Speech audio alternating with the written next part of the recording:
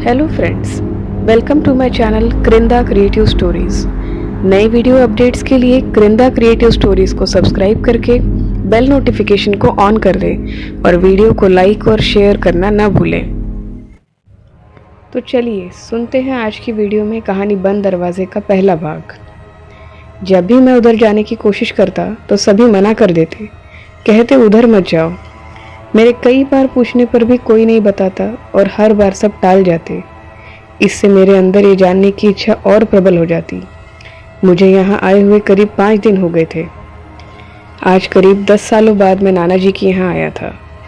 यह नाना जी का 2 मंजिला मकान था जिसमें 10 से ज़्यादा कमरे थे। इसके अलावा हटकर पीछे एक और कमरा बना हुआ था जो कि कई वर्षों से बंद पड़ा था। 5 रातों से मैं जल्दी सो जाता और 12 बजते ही उस कमरे को गौर से देखने लगता। उस कमरे की लाइट कभी कभी अचानक जल उठती तो कभी अचानक बंद हो जाती। उस कमरे के दरवाजे पर एक बड़ा सा ताला लगा हुआ था जिसकी चाबी हमेशा नाना जी के पास रहती थी। इन 5 दिनों में मैंने पूरी तैयारी कर ली थी।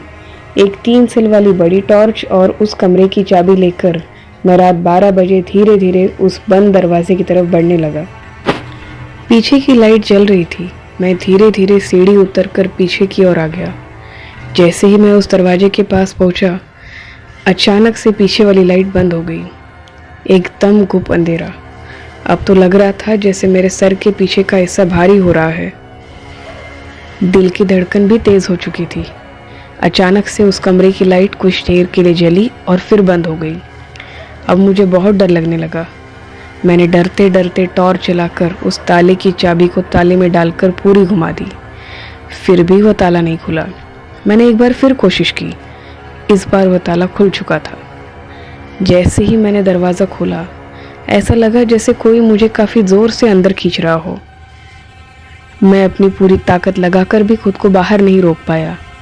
जैसे ही मेरा पूरा वजूद उस कमरे के अंदर गया, कमरे का दरवाज़ा अपने आप अंदर से बंद हो गया और अंदर से किसी औरत के हंसने की आवाज़ आने लगी। वो कह रही थी, आज मैं आज़ाद हो गई। डर के मारे मेरी हालत ख़राब हो रही थी। मैंने हिम्मत जोड़कर फिर भी पूछा, कौन हो तुम और क्या चाहती हो? उसने कोई जवाब नहीं दिया। थोड़ी देर बाद ऐसा लगा जैसे कोई मेरे शरीर के अंदर प्रवेश कर चुका हो। मैंने जल्दी से उस दरवाजे को बंद किया और पुनः अपने कमरे में जाकर सो गया। अगली सुबह सभी मुझको घेरे हुए थे। जैसे ही मैं उठा, सब बोल पड़े, क्या ज़रूरत थी तुम्हें वो दरवाज़ा खोलने की?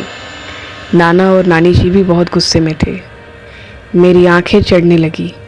ऐसा लगा जैसे कोई मुझ पर सवार हो चुका हो। मैं बोल पड़ा, माई, जलाकर नहीं मारना था। आगे की कहानी सुनने के लिए चैनल को सब्सक्राइब करके बेल आइकॉन को क्लिक कर दें और हाँ, कहानी के बारे में अपनी राय को कमेंट बॉक्स में ज़रूर बताएं।